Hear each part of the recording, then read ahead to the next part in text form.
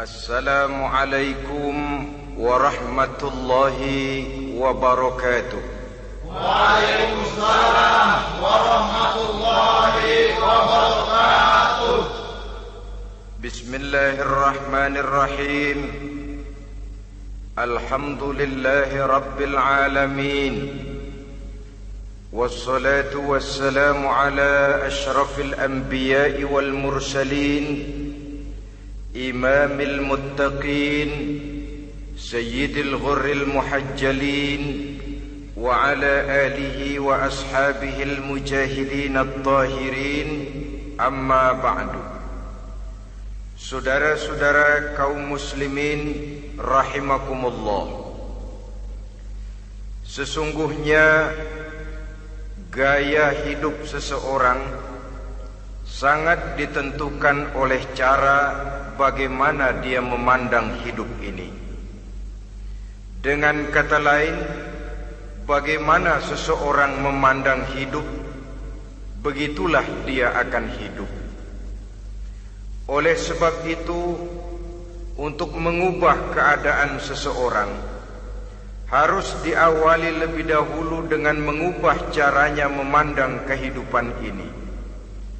Itulah sebabnya dalam surah Ar-Ra'd ayat 11 Allah Subhanahu wa ta'ala menjelaskan, Innallaha la yughayyiru ma biqaumin hatta yughayyiru ma bi anfusihim. Allah Subhanahu wa ta'ala tidak akan mengubah nasib dan keadaan satu kaum sampai kaum itu berusaha mengubah apa yang ada di dalam diri mereka sendiri. Yang ada di dalam diri itu tentu tidak lain adalah rule of thinking, bahasa kerennya state of mind, kata orang Kulon, cara berpikir, cara memandang kehidupan yang akan sangat mewarnai cara orang menjalani kehidupan itu sendiri. Oleh karena itu, pada pertemuan kali ini kita akan membicarakan tentang dasar dan tujuan hidup dari seorang muslim di dalam kehidupan ini.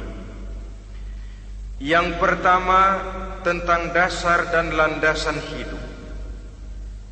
Seorang muslim tak dapat lain mendasarkan kehidupannya dengan Islam.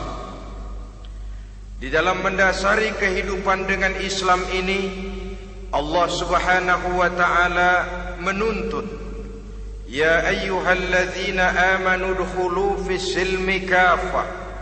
Hai orang-orang yang beriman, masuklah kamu ke dalam Islam itu secara total, secara utuh, secara seluruhnya. Jangan separuh-separuh, jangan sepotong-sepotong.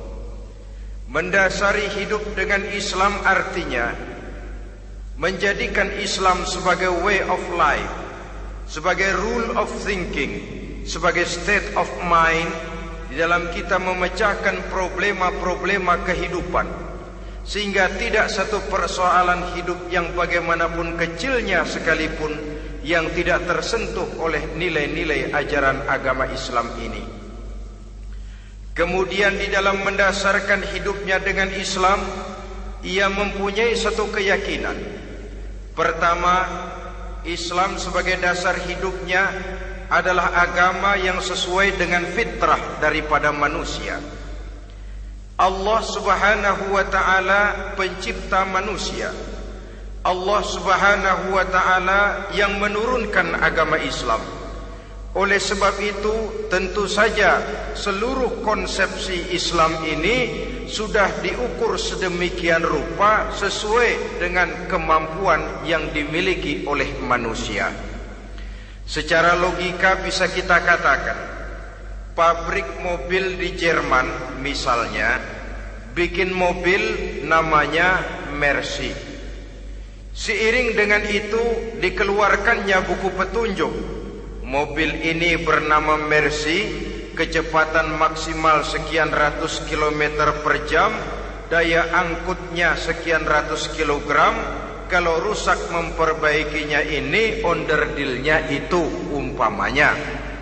Karena pabriknya yang bikin mobil, lalu pabriknya juga yang mengeluarkan buku petunjuk, tentu buku itu sesuai benar untuk mobilnya.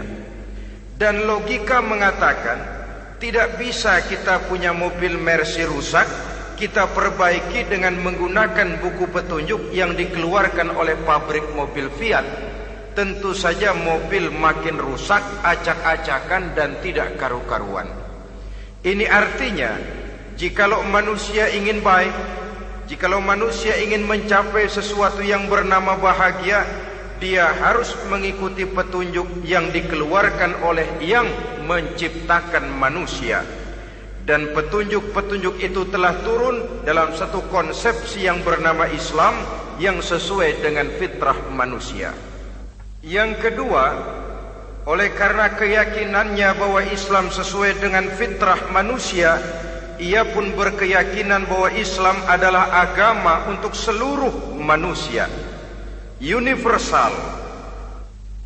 Walaupun ia diturunkan di tanah Arab, tetapi ia bukanlah agama hanya untuk orang Arab semata-mata.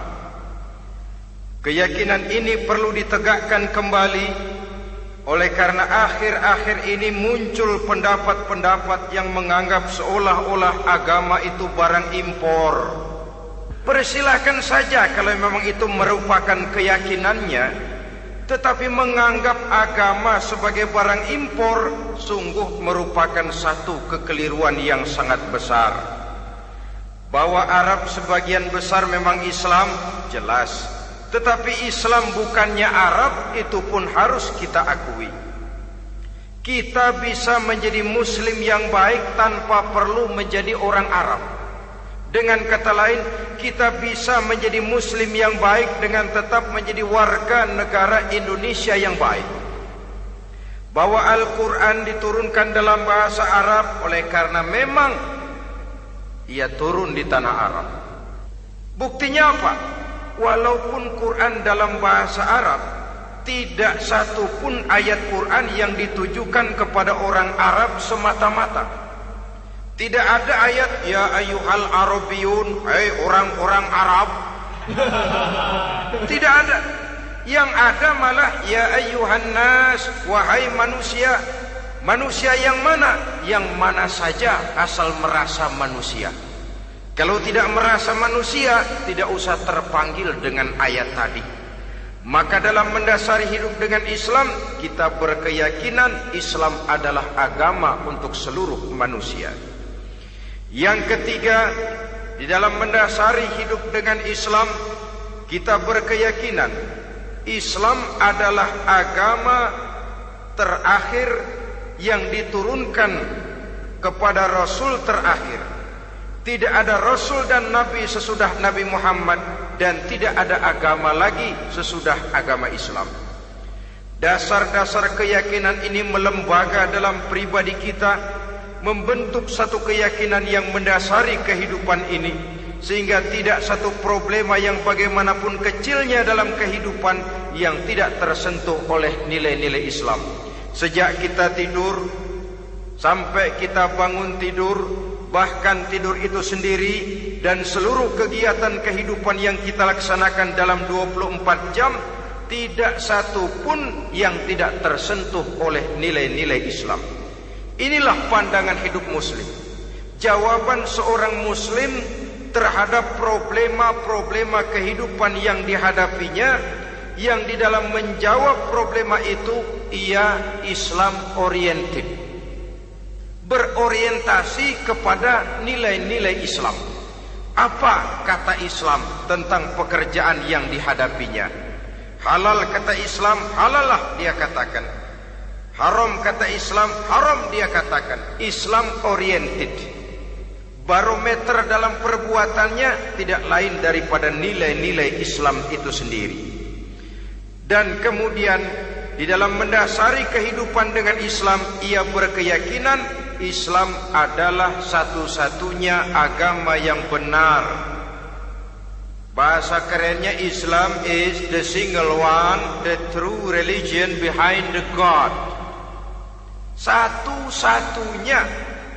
Keyakinan ini kelihatannya subjektif, tapi memang inilah pokok daripada kehidupan beragama. Saudara-saudara kaum muslimin rahimakumullah, kalau itulah dasar daripada kehidupan kita sebagai muslim, apa yang menjadi landasannya? Kalau dasar hidup kita Islam, maka landasan hidup kita tidak lain adalah Al-Quran dan sunnah Rasulullah sallallahu alaihi wasallam. Dunia penuh dengan orang-orang besar, dan setiap orang-orang besar itu mempunyai ajaran-ajaran yang pernah jaya, pernah dikumandangkan, didengung-dengungkan, naik ke panggung sejarah untuk kemudian tenggelam. Satu ajaran hanya akan langgeng, satu ajaran hanya akan tahan lama apabila dia turun dari sumber yang serba maha. Kalau dia turun dari manusia, maka sifatnya hanya musim. Yang namanya musim, saudara-saudara, namanya musim tidak bisa dilarang, tapi kalau sudah selesai habis sendirian. Itu musim namanya. Musim rambutan. Kalau datang musim rambutan, apa bisa dilarang? Gak boleh musim rambutan. Ya tidak bisa, dia akan tumbuh terus. Tapi manakala musimnya habis. Begitulah nasib dari ajaran yang nisbi, relatif dan temporer apabila dia bersumber dari manusia. Maka satu ajaran hanya akan langgeng, tahan lama apabila dia turun dari sumber yang serba maha. Dan itu sudah turun bernama Al-Quranul Karim. Sedangkan sunnah, saudara-saudara, merupakan penjelasan dari apa yang oleh Quran tidak dijelaskan dalam bentuk yang detail, melengkapi apa yang oleh Al-Quran hanya disebutkan dalam bentuk garis besarnya saja. Baik Quran maupun sunnah kita sebut merupakan dasar, landasan yang primer. Sedangkan untuk memahami Quran dan sunnah, kita memerlukan pendapat-pendapat orang yang ahli di bidang itu. Dalam hal ini kita sebut saja dengan ulama. Dan ini merupakan sumber yang sekunder dari landasan hidup kita sebagai seorang muslim. Dua rel ini, Quran dan sunnah, merupakan landasan di mana kereta api Islam ini berjalan. Quran dan sunnah. Saudara-saudara kaum muslimin rahimakumullah, oleh karenanya marilah kita menjadikan Quran dan sunnah ini sebagai imam di dalam kehidupan kita. Bukankah Rasulullah sallallahu alaihi wasallam pernah memberikan pilihan, man ja'alal Qur'ana amamahu qadahu ilal jannah, wa man ja'alal Qur'ana khalfahu saqahu ilan nar. Siapa yang meletakkan Quran di depannya, dijadikannya Quran sebagai imam dan dia sebagai makmum, maka Al-Quran akan membimbing dia ke surga. Ya, surga di dunia ini, lebih-lebih lagi surga di akhirat nanti. Sebaliknya, wa man ja'alal Qur'ana khalfahu, siapa yang meletakkan Quran di belakangnya, dia belakangi ajaran dan konsepsi Al-Quran, dia tinggalkan perintah-perintah Al-Quran, maka Al-Quran yang dibelakanginya itu akan mendorong dia ke neraka.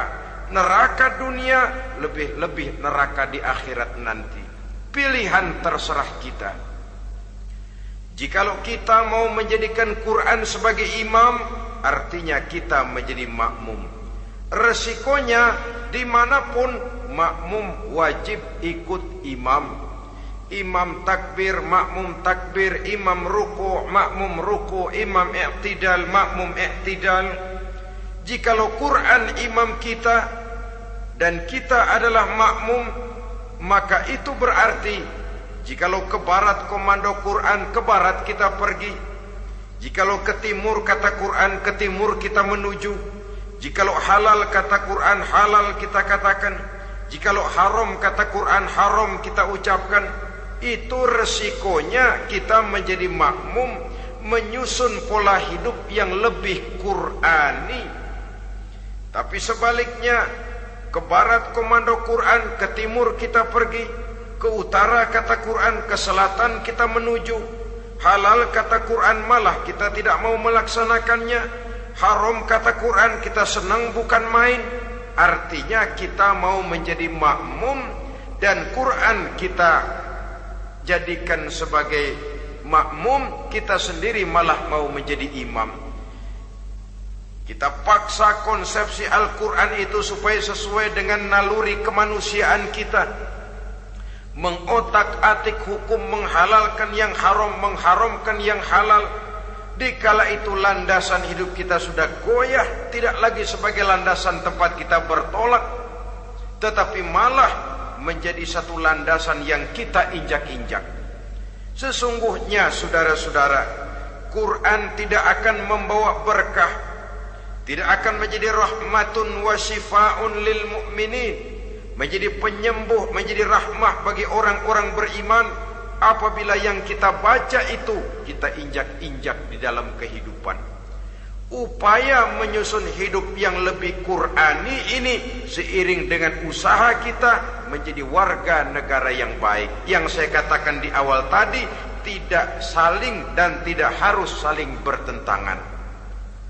Jadi dengan demikian, dasar hidup kita sebagai muslim adalah Islam, dan landasan hidup kita tidak lain adalah Al-Quran dan Sunnah Rasulullah Sallallahu Alaihi Wasallam. Ini landasan tempat kita bertolak. Ini yang mewarnai gaya kehidupan kita. Apapun yang mau kita lakukan, tempat kita bertanya lebih dahulu Quran dan Sunnah. Saya mau melakukan pekerjaan ini, apa kata Quran? Saya mau pergi ke tempat ini, apa kata Quran? Saya mau berusaha dengan mengerjakan perusahaan ini, apa kata Quran? Merupakan landasan daripada kehidupan kita. Ini yang saya katakan tadi, membentuk rule of thinking, state of mind, bahwa gaya kehidupan kita diwarnai oleh landasan hidup yang bertumpu pada ajaran Al-Quranul Karim dan Sunnah Rasulullah Sallallahu Alaihi Wasallam. Baiklah ya, ini yang pertama tentang dasar dan landasan hidup. Yang kedua tentang tujuan hidup. Kalau sudah ada landasan tempat kita bertolak, lalu kemana pantai yang akan kita tuju? Mau apa sih kita hidup ini? Berleha-leha, menjalani acara rutin, bangun tidur sampai tidur lagi, kemudian besok begitu lagi, sampai menunggu datangnya sang ajal? Atau ada satu tujuan yang akan kita capai di dalam kehidupan ini? Apabila kita teliti, maka Al-Quran mengajarkan tujuan hidup setiap muslim pada dasarnya ada dua. Pertama, kita sebut saja tujuan jangka pendek. Tujuan jangka pendek itu sasarannya dunia sekarang ini. Bentuknya horizontal. Targetnya agar setiap pribadi muslim menjadi rahmatan lil alamin, rahmah bagi lingkungannya. Inilah yang oleh agama dinamakan hablum minan nas, yang isinya adalah ilmu dan peradaban. Jadi dunia dan seluruh isinya merupakan tujuan jangka pendek saja. Untuk mencapai tujuan jangka pendek, dunia dan seluruh isinya, unsur penunjangnya adalah pendidikan, pengalaman, atau nasib. Makin tinggi pendidikan, makin mudah menjangkau hidup. Makin banyak pengalaman, makin mudah menguasai dunia. Atau karena faktor nasib, pendidikannya tidak seberapa, pengalaman pun kadang-kadang dangkal, tapi karena nasibnya lagi hoki, kata orang sekarang, nasibnya lagi bagus, dia naik ke panggung memegang peranan. Faktor yang namanya nasib ini ada, tapi tidak bisa dijadikan sandaran untuk menjangkau dunia dan seluruh isinya. Unsur penunjangnya, pertama pendidikan, yang kedua pengalaman, yang ketiga faktor nasib. Oleh karena itu, apabila kita ingin mudah mencapai dunia, yang pertama harus kita laksanakan bagaimana menempuh satu pendidikan. Di zaman sekarang orang terangsang untuk hidup dalam pola yang oleh orang-orang priangan disebut hardolin. Saudara tahu hardolin? Itu potongan dari dahar modal ulin. Filsafat hidup yang pakaian mau bagus, makan mau enak, kerja nggak mau. Akhirnya jadilah dia penghayal kelas berat, tukang-tukang ngelamun kelas tinggi. Tiap hari kegiatannya ya cuma tidak terlepas dari tiga kriteria itu. Hardolin. Pokoknya kalau sudah dahar modal ulin, besok ya begitu lagi. Pola dari dimana orang pakaian mau bagus, makan mau senang, duit mau punya, kerja tidak mau. Kadang-kadang mau kerja tapi tidak tahu apa yang harus dikerjakan, ditambah oleh sempitnya lapangan pekerjaan. Tidak tahu apa yang harus dikerjakan, dilatar belakangi oleh tidak adanya pendidikan yang dia terima, sehingga mau kerja apa lalu bingung. Oleh karena itu, terutama buat adik-adik remaja, para pemuda, saya berpesan untuk menjangkau dunia, yang pertama harus kita jalani bagaimana membina diri, mendidik. Taruh kata drop out, putus sekolah, tapi drop out bukan halangan bagi tumbuhnya cita-cita yang mulia. Bahkan ada orang bilang many a great man starts as a newspaper boy. Banyak orang-orang besar yang memulai pekerjaannya dagang koran. Putus sekolah bukan merupakan halangan bagi tumbuhnya cita-cita yang mulia. Dan tidak sedikit orang-orang besar yang tidak keluaran perguruan tinggi. Tidak sedikit orang-orang besar yang tidak merupakan produk dari perguruan tinggi tertentu, tapi kerajinannya belajar, banyak membaca, banyak bergaul, autodidak. Syukur kalau masih bisa menempuh pendidikan yang formal. Kekurangan ekonomi, kemiskinan keluarga jangan menjadi penghalang bagi tumbuhnya cita-cita yang tinggi untuk menempuh karier pendidikan yang baik. Ini memang pahit, tapi bagaimanapun kata orang, lebih baik makan singkong beneran daripada makan roti ngimpi. Artinya jikalau memang perlu, lebih baik sekolah sambil dagang koran, nyemir sepatu, parkir mobil, daripada hardolin itu tadi. Tanpa prospek hari depan yang ada artinya. Dan pendidikan memang merupakan sesuatu yang pahit, tapi tanpa ini rasanya kita akan sulit untuk menjangkau dunia, tersisih di pojok-pojok kehidupan. Jangan lalu bilang, manusia kan rezekinya sudah dijamin oleh Allah, ayam saja ada rezekinya. Of course. Tapi jangan lupa, cara ayam cari rezeki dengan cara manusia cari rezeki lain. Kalau ayam cari rezeki dari tahun atu, modalnya cuma ceker sama patok. Kalau ayam mah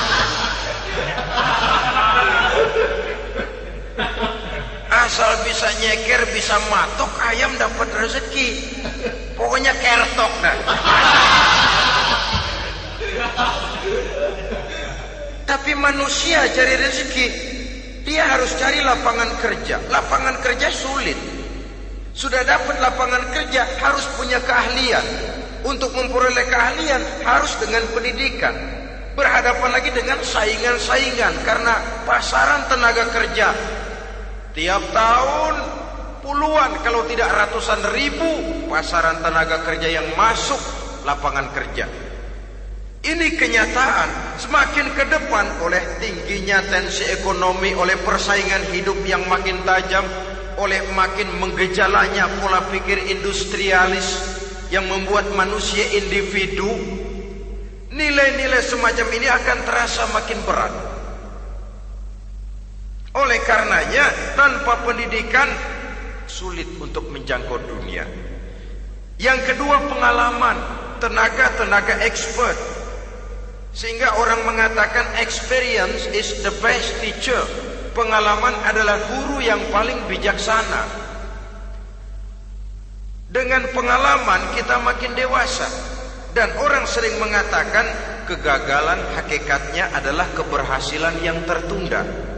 Jangan takut gagal, kalau itu akan mengantarkan kita kepada pola hidup yang lebih dewasa, lebih tegar, lebih sanggup menghadapi kesulitan-kesulitan.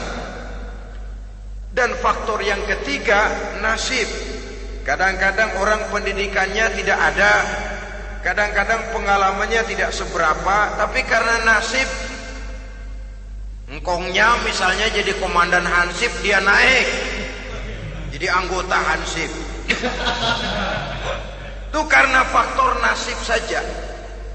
Yang ketiga ini ada, tapi tidak bisa dijadikan sandaran dalam arti bahwa kita lalu mengandalkan nasib. Lo nanti udah gede mau jadi apa? Gua sih gimana nasib aja dah. Jadi orang syukur, jadi gembel nasib. Tidak bisa kita menghadapi hidup dalam satu alur spekulasi.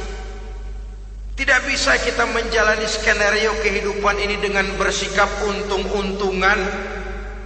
Karena kehidupan walaupun tidak bisa dipastikan, paling kurang bisa dirancang, bisa direncanakan, bisa ditargetkan, bisa dianalisa kemungkinan-kemungkinannya. Walaupun tidak bisa dipastikan, tapi bisa diperhitungkan.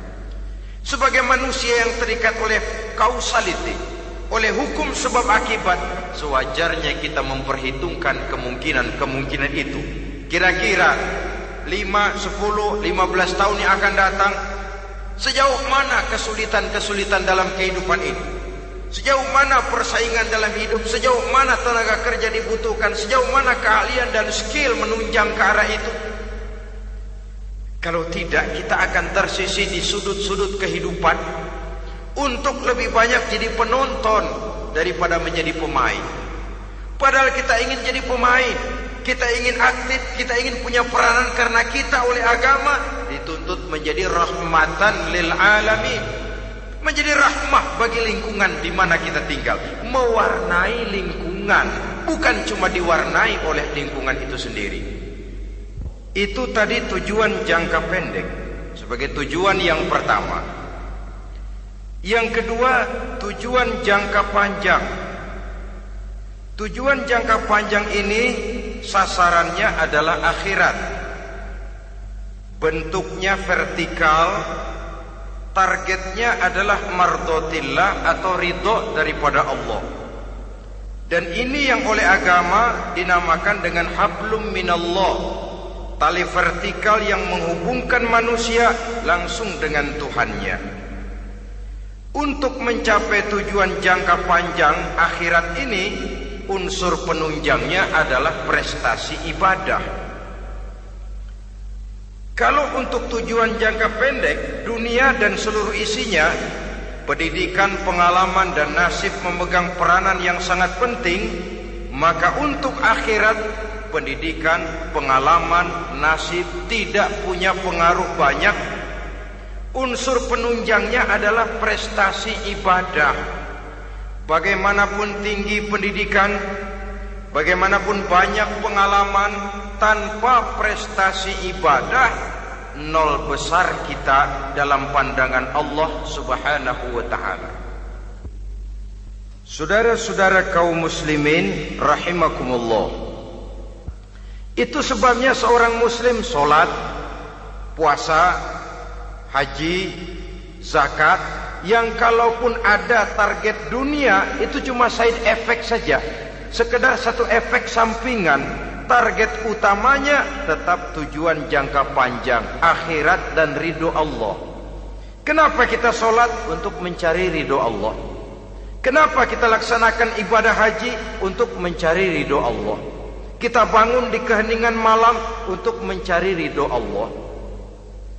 Kalau ada akibat dunia, itu cuma akibat sekunder saja. Ada misalnya orang karena tekun ibadah rezekinya lancar, itu baru persekot. Baru tanda jadi. Kadang-kadang persekotnya saja sudah nikmat kok, apalagi cashnya, kontannya. Sebaliknya kalau ada orang rajin ibadah, rezekinya seret, jangan jadi alasan. Kok lu nggak sembahyang? Alah, tetangga gua rajin sembahyang melarat terus. Ya memang sholat itu bukan dengan target dunia, target akhirat, saudara-saudara. Oleh sebab itu, seorang muslim adalah seorang yang berpandangan luas, berjiwa lapang. Maksudnya apa? Tujuan jangka pendek dan jangka panjang ini harus dia raih kedua-duanya. Ini yang oleh Al-Quran diajarkan agar setiap muslim mencapai fid dunya hasanah wa fil akhirati hasanah. Kebaikan di dunia, kebaikan di akhirat. Itu arti hasanah. Jangan macam orang dulu, punya istri 2 pergi haji. Yang satu yang muda istrinya namanya Hasanah, yang satu namanya Khadijah. Waktu tawaf keliling Ka'bah, si suami ini nggak bisa doa apa-apa kecuali Rabbana Atina itu. Tiap putaran Rabbana Atina fid dunya hasanah wa fil akhirati hasanah. Putaran kedua Rabbana Atina fid dunya hasanah wa fil akhirati hasanah. Ini istri tuanya yang namanya Khadijah dengerin aja. Akhirnya di satu saat dia colek suaminya, "Bang, mentang-mentang Hasanah bini muda disebutin melulu. Saya dong disebutin dalam doa." "Iya deh, ntar putaran selanjutnya." Suaminya blow on juga. Putaran kedua dia baca Rabbana Atina fid dunya hasanah wa fil akhirati Khadijah.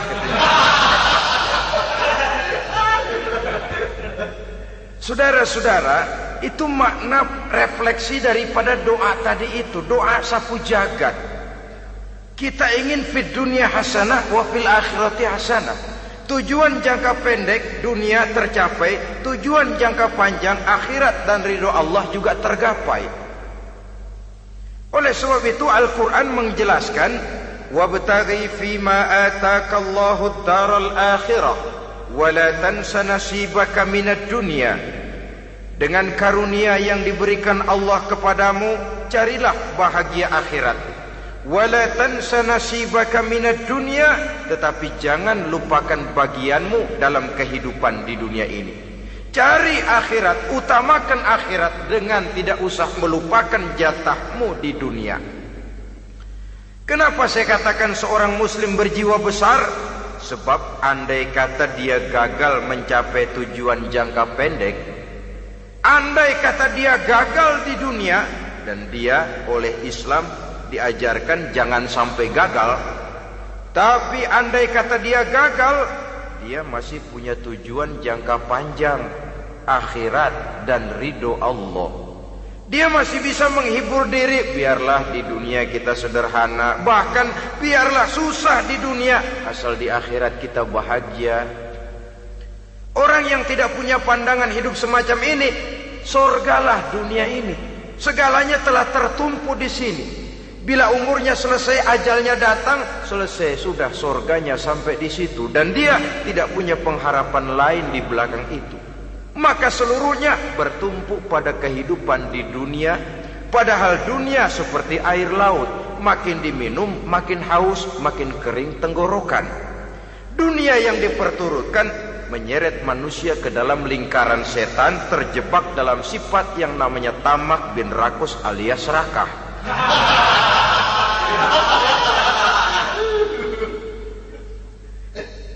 Andai kata dia gagal untuk tujuan jangka pendek, dia masih punya tujuan jangka panjang, akhirat. dia masih sanggup berkata, biar di dunia kita sederhana, bahkan biar kebelangsak sengsara susah di dunia, asal di akhirat kita bisa bahagia. Kan masih ada harapan.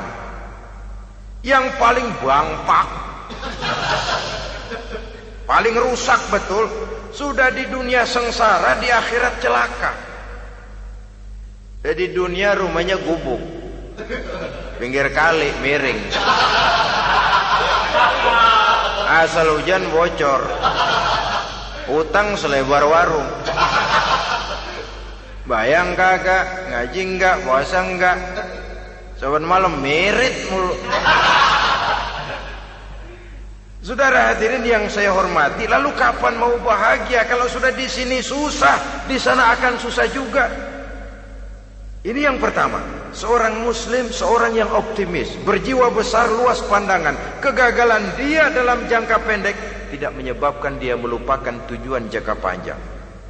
Yang kedua, positifnya apa? Cara dia mencapai tujuan jangka pendek diwarnai oleh keyakinan adanya tujuan jangka panjang. Dia memang benar cari harta, tapi karena dia yakin ada akhirat, Allah ridho apa tidak? Ini positifnya. Saya memang cari duit, tapi dengan cara ini Allah ridho apa tidak? Saya memang ingin berpakaian yang rapi, tapi dengan tidak menutup aurat begini, Allah ridho atau tidak? Saya memang bergaul menghormati teman, tapi terjebak dalam minuman keras karena menghormati teman, Allah ridho apa tidak? Ini orang yang punya tujuan jangka panjang. Segalanya diberikan bingkai dengan pertanyaan, Allah ridho atau tidak? Keyakinannya terhadap tujuan jangka panjang mewarnai gaya hidupnya di dunia ini, mencapai tujuan jangka pendek tadi. Mau minum, Allah ridho apa enggak ini? Mau makan, yang saya makan Allah ridho apa enggak ini? Pendeknya apapun yang mau dia kerjakan, karena dia punya keyakinan tujuan jangka panjang, dia selalu menimbang terhadap ridho Allah tadi. Jadi tanpa prestasi ibadah, kita nol besar dalam pandangan Allah. Ini nilai manusia yang hakiki di sini. Ini makna inna akramakum indallahi atqakum. Di akhirat nanti kan tidak pernah akan disidang, kamu pendidikan setinggi apa? Tidak. Gelarmu berapa renteng? Profesor, doktor? Tidak. Akhirat hanya menyidang kau sholat atau tidak, kau puasa atau tidak, kau zakat atau tidak. Diberikan kamu harta yang banyak, dari mana kau dapat, kemana kau belanjakan. Prestasi ibadah itu yang ditanya. Setinggi apa pendidikan, sebanyak apa pengalaman, no problem, tidak jadi masalah di akhirat itu. Prestasi ibadah itu yang akan kita persembahkan di hadapan Allah. Itu makna inna akramakum indallahi atqakum. Kerbau dinilai dari dagingnya, makin gemuk makin mahal harganya. Tapi ada perkutut lebih mahal dari kerbau. Perkutut itu mahalan mentahnya loh daripada matangnya. Karena harga perkutut pada suaranya. Lalu di mana harga manusia yang paling gemuk? Tidak. Suaranya, oh kalau manusia dinilai dari suaranya, barangkali Madonna nomor awal masuk surga itu. Hanyalah dengan prestasi ibadah kita bisa mencapai tujuan jangka panjang, akhirat dan ridho Allah. Nah baiklah ya, kalau sudah jelas bahwa kita punya dua tujuan jangka hidup, jangka pendek dan jangka panjang, bagaimana Islam mengajarkan kita meraih dua ini? Pada prinsipnya Islam mengajarkan sistem keseimbangan. Dalam berbagai aspek kehidupan, keseimbangan ini nampak dengan nyata diajarkan oleh agama kita. Seperti ayat yang saya bacakan tadi. Dengan karunia yang diberikan Allah kepadamu, cari negeri akhirat, tapi jangan lupakan bagianmu di dunia ini. Dalam bentuk yang lebih nyata, bekerjalah untuk duniamu seolah kau akan hidup buat selamanya, tapi bekerjalah buat akhiratmu seolah kau akan mati besok. Manifestasinya dalam kehidupan, misalnya orang kaya diperintah membantu yang miskin, tapi orang miskin dianjurkan berusaha. Jangan mengandalkan hidup kepada yang kaya, seimbang. Kamu kaya, betul Pak, bantu yang miskin. Kamu miskin, iya Pak, berusaha. Seimbang. Tuan rumah diwajibkan menghormati tamu, tamu diwajibkan tahu diri, seimbang. Jadi bagaimana kalau sudah kita bekerja di sawah, di ladang, di pasar, di kantor, anggap kita akan hidup selamanya agar timbul gairah kerja. Tapi kalau sudah sholat, anggap kita akan mati besok supaya timbul khusyuknya. Nah, titik tekannya di mana? Stresnya itu. Walaupun Islam mengajarkan sistem keseimbangan, tapi Al-Quran tetap menggarisbawahi walal akhiratu khairul laka minal, bahwa bagaimanapun seimbangnya, akhirat itu lebih utama daripada dunia. Bagaimana implementasinya? Kata orang-orang tua, kalau kita menanam padi, rumput pasti tumbuh, tapi nanam rumput jangan mimpi tumbuh padi. Maksudnya apa? Kalau satu perbuatan kita niatkan karena Allah, dunianya pasti ikut. Tapi kalau satu perbuatan diniatkan karena dunia semata-mata, akhirat akan hilang. Sebab itu, biasakanlah berbuat sesuatu baik untuk tujuan jangka pendek, lebih-lebih untuk tujuan jangka panjang, dengan motif lillahi ta'ala. Jadi saya ulangi, satu perbuatan kalau sudah diniatkan karena Allah, dunia biasanya ikut. Tapi kalau diniatkan karena dunia semata-mata, akhirat akan luput. Padahal itu titik tekannya, walal akhiratu khairul laka minal ula. Saudara-saudara kaum muslimin rahimakumullah, ini tujuan hidup. Jadi landasan tempat kita bertolak sudah jelas, pantai yang akan kita tuju dalam kehidupan ini juga sudah nyata. Kita ingin mencapai apa yang dinamakan fid dunya hasanah wa fil akhirati hasanah. Untuk itu perlu ada keseimbangan, tetapi titik tekannya tetap akhirat lebih utama daripada kehidupan dunia ini. Sekarang kalau sudah ada dasar hidup, sudah ada tujuan yang akan kita capai, tentu harus ada alat untuk mencapainya. Semuanya perlu sarana. Bahkan pada hakikatnya dalam kaidah usul fikih para ulama mengajarkan lil wasail hukmul maqasid. Sarana dan tujuan hukumnya sama. Ini mestinya mendidik umat Islam jadi pinter. Jangan cuma berpikir melaksanakan satu pekerjaan, tapi juga berpikir menciptakan sarana untuk terwujudnya pekerjaan itu. Misalnya umat Islam wajib pergi haji kalau mampu, kan begitu toh? Kalau dia umat Islam Indonesia, tentu pergi hajinya ke Mekah. Mekah, Jeddah, Mekah, Indonesia perlu sarana angkutan untuk sampai ke sana. Kapal laut, kapal udara. Artinya umat Islam harus maju di bidang teknologi, bisa menciptakan pesawat, bisa menciptakan kapal laut, sarana yang akan menyampaikan dia untuk bisa melaksanakan ibadah haji. Selama ini kita bertumpu kepada pemikiran, pokoknya kan yang penting gue pergi haji pakai apa kayak gue punya duit. Dari segi pribadi memang barangkali begitu. Tapi sebagai umat yang harus mencapai kemajuan, apabila diperintahkan melaksanakan sesuatu, kita pun hakikatnya dituntut menciptakan sarana untuk menunjang pelaksanaan sesuatu itu sendiri. Agama mengajarkan an-nazafatu minal iman, kebersihan sebagian daripada iman.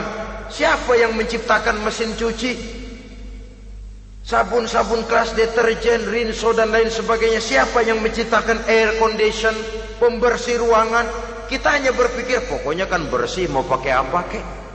Kita jarang yang berpikir kepada pewujudan teknologi modern untuk menerjemahkan hadis itu. Syukurlah belakangan ini sudah muncul teknokrat-teknokrat muslim yang dijiwai oleh semangat Al-Quran membuka tabir rahasia konsepsi Islam di lapangan teknologi modern, yang makin lama makin menunjukkan tuntutan kebutuhan daripada umat itu sendiri. Dengan demikian, apabila ada tujuan hidup, kita memerlukan alat untuk mencapai tujuan tadi. Supaya tujuan fid dunya hasanah wa fil akhirati hasanah tercapai, apa alat yang harus kita pakai? Kita lihat surah At-Taubah ayat 111 memberikan jawaban. Innallaha ashtara minal mu'minina anfusahum wa amwalahum bi anna lahumul jannah. Sesungguhnya Allah telah membeli dari orang-orang beriman diri mereka, harta mereka, bahwa sesungguhnya bagi mereka adalah surga. Coba kita simak ayat ini sejenak, akan nampak dengan jelas bahwa ayat ini hakikatnya merupakan satu transaksi yang nyata benar antara kita dengan Allah. Transaksi jual beli sudah terjadi, dan itu langsung dengan Allah, tertuang dalam pernyataan Quran. Pembeli Allah, penjual kita orang-orang beriman. Dagangannya adalah anfus dan amwal, harganya adalah surga. Itu sudah tanda tangan pernyataan kita siap jual beli ya Allah. Apalagi baiat kita apa? Inna solati wa nusuki wa mahyaya wa mamati lillahi rabbil alamin. Solatku, ibadahku, hidup dan matiku cuma untuk Allah Tuhan seru sekalian alam. Minimalnya 5 kali sehari semalam baiat ini kita ulang dan kita ulang. Kenapa lalu kita tidak konsekuen? Dalam konteksnya dengan persoalan, maka alat hidup kita itu ada 2. Pertama, anfus. Ini bentuk mufrad dari jamaknya, bentuk jamak dari mufrad nafsun. Biasa diterjemahkan dengan diri. Yang dimaksud dengan diri adalah kepribadian. Yang dimaksud dengan kepribadian ialah kekayaan yang kita miliki dalam kepribadian kita. Artinya bisa tenaga, pikiran, konsep, gagasan, wewenang, ide, pangkat, jabatan, kemampuan, keahlian, skill, itu semuanya masuk ke dalam anfus, diri. Sedangkan amwal bentuk jamak dari mufrad malun, biasa diterjemahkan dengan harta. Pengertian di sini ialah seluruh bentuk-bentuk materi yang berada di bawah kekuasaan kita. Bisa rumah, bisa uang, bisa tanah, bisa kebun, bisa pabrik, bisa peternakan. Itu semuanya amwal. Nah, baik anfus maupun amwal, diri, tenaga kek, pikiran kek, harta kek, pangkat kek, jabatan kek, wewenang kek, keahlian kek, untuk tujuan jangka pendek harus jadi rahmah bagi lingkungan. Untuk tujuan jangka panjang harus menunjang jalan menuju ridho Allah. Jadi kalau pangkat kita menjauhkan kita dari ridho Allah, itu bukan nikmat tuh, azab.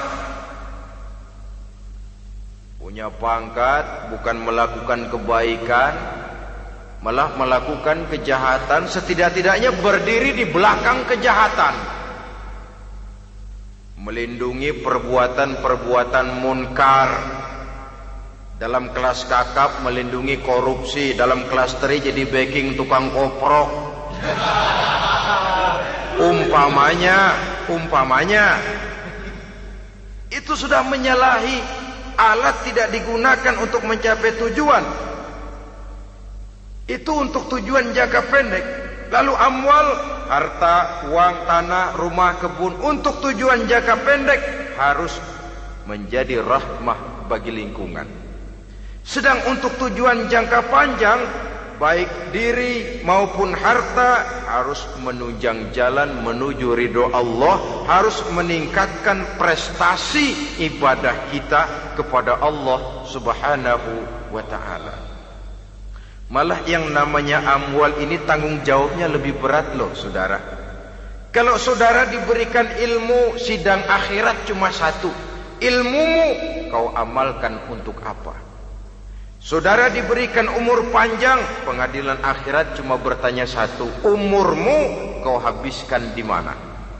Tapi saudara diberikan harta, pertanyaan akhirat dua. Hartamu kau dapat dari mana? Kau belanjakan kemana? Dari mananya dan kemananya ditanya, depan belakang. Kadang-kadang kan ada orang hartanya didapat dari jalan yang halal, dibelanjakan di jalan haram. Kerja peras keringat banting tulang setengah mati, begitu dapat duit beli buntutan, muter-muter kertas cari kode. Didapat dari jalan halal, dibelanjakan di jalan haram. Atau didapat dari cara yang haram, dibelanjakan di jalan yang baik. Menang judi, nyumbang pesantren. Nabi mengajarkan innallaha thayyibun la yaqbalu illa thayyib. Allah itu baik dan hanya menerima yang baik-baik saja. Tidak bisa mencuci kain dengan air najis. Kain akan tetap kotor. Saudara-saudara kaum muslimin rahimakumullah. Oleh karenanya masalahnya terpulang kepada kita, pandai-pandailah membagi orientasi. Suatu saat tenggelam kita dalam kesibukan dunia dan seluruh isinya untuk mencapai tujuan jangka pendek. Lain saat tenggelam kita memfanakan diri untuk mencapai tujuan jangka panjang, akhirat dan ridho Allah. Karena kehidupan ini bukan berjalan tanpa batas. Umur ini bukan satu karunia tanpa pertanggungan jawab. Satu saat setuju atau tidak, rela atau terpaksa, kita akan sampai kepada garis finish daripada perjalanan kehidupan dunia ini, yang memang merupakan satu perjalanan panjang, a walking tall. Kata orang Kulon, a walking tall, satu jalan yang demikian jauhnya. Entoh kita akan sampai ke garis finish. Bila datang ajal, senja kehidupan datang, malam menyelimuti. Datangnya tidak pernah kita sangka, tapi sekali dia datang, tidak satu kekuatan yang bisa menolak. Kehadirannya tidak pernah kita harapkan, tapi satu kali dia datang bertamu, pasti terjadi. Dan itu pasti akan kita temui. Alangkah malangnya pada saat kembali itu datang, kita tidak punya prestasi ibadah. Lalu apa artinya prestasi dunia? Apa artinya tujuan jangka pendek kalau kita harus kehilangan tujuan jangka panjang? Rumah kita yang besar, pangkat kita yang tinggi, harta kita yang banyak, bisakah menolong kita untuk kalau sudah kumpul di padang mahsyar nanti? Malaikat, jangan gebugin saya, rumah saya harga 2 miliar.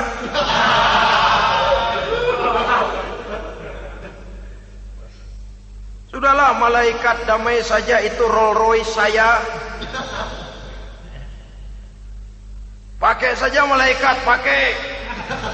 Kata malaikat, gue budak, gue gak butuh gituan. Hanya prestasi ibadah yang bisa menyelamatkan kita pada kondisi semacam itu. Jadi oleh karena itu saudara-saudara, biar di dunia ini rumah kita besar, mobil bagus, uang banyak, pabrik ada, usaha lancar, asal di akhirat masuk surga aja. Gak apa-apa. Daripada di dunia sengsara, di akhirat neraka, senangnya kapan? Sudah di sini sengsara, di sana keblangsak. Itu yang orang-orang tua bilang lacur kuda namanya. pelan dipecut, kenceng digentak, setengah mati, serba salah. Kuda kalau bisa ngomong, gue setengah mati, serba salah. Pelan dipecut, kekencengan ditarik, itu yang namanya lacur kuda begitu. Serba salah posisinya. Untuk itu pandai-pandailah membagi orientasi supaya tercapai tujuan ideal ini, fid dunya hasanah wa fil akhirati hasanah. Ini tentang tujuan hidup. Nah, untuk mencapai tujuan ini kita tidak berjalan sendiri. Kita perlu teman hidup. Di samping teman hidup ada pula lawan hidup. Siapa teman hidup kita untuk mencapai tujuan hidup ini? Dalam arti sempit, teman hidup kita suami istri yang taat kepada Allah. Suami istri lebih dari sekedar satu pasangan, juga saling melengkapi, merupakan bagian daripada kehidupan. Suami adalah teman istri, istri adalah teman suami untuk mencapai tujuan hidup tadi. Mencapai fid dunya hasanah wa fil akhirati hasanah. Seiring, seirama, selaras, serasi, seimbang, kata orang sekarang. Teman dalam arti sempit. Adapun teman dalam arti luas, setiap orang yang pandangan hidupnya sama dengan kita. Setiap orang yang akidahnya sama dengan kita. Terlepas dari suku bangsa apapun, warna kulit apapun, bahasa apapun, jikalau keyakinannya sama, pandangan hidupnya sama, dia adalah saudara kita dalam artian yang luas. Islam tidak kenal teritorial, maka tidak ada itu Islam Jepang. Ya walaupun secara formalnya ada, tapi informal Muslim adalah Muslim, diikat dengan akidah. Itu teman hidup. Lalu lawan hidup siapa? Pertama iblis, dalam segala bentuk dan implementasinya. Yang kedua, setiap orang yang pandangan hidupnya tidak sama dengan kita secara ideologis, itulah lawan hidup kita. Maka yang teman jadikan teman, yang lawan jadikan lawan. Jangan teman dijadikan lawan, lawan dijadikan teman. Itu namanya kopiah dipasang di kaki, pak bakyak naik ke jidat. Wajar kalau kepala lalu jadi benjol. Salah milih teman, salah cari lawan. Salah milih teman, salah cari lawan. Akibatnya kita yang akan susah di kemudian hari nanti. Saudara-saudara kaum muslimin rahimakumullah, oleh karenanya pandai-pandailah dalam hidup ini.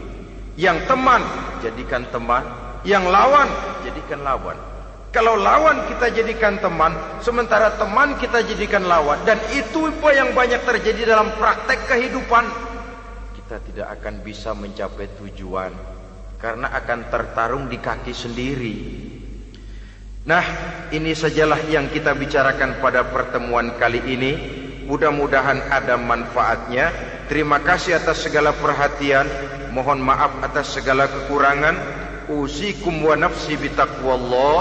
Wassalamualaikum warahmatullahi wabarakatuh. Waalaikumsalam.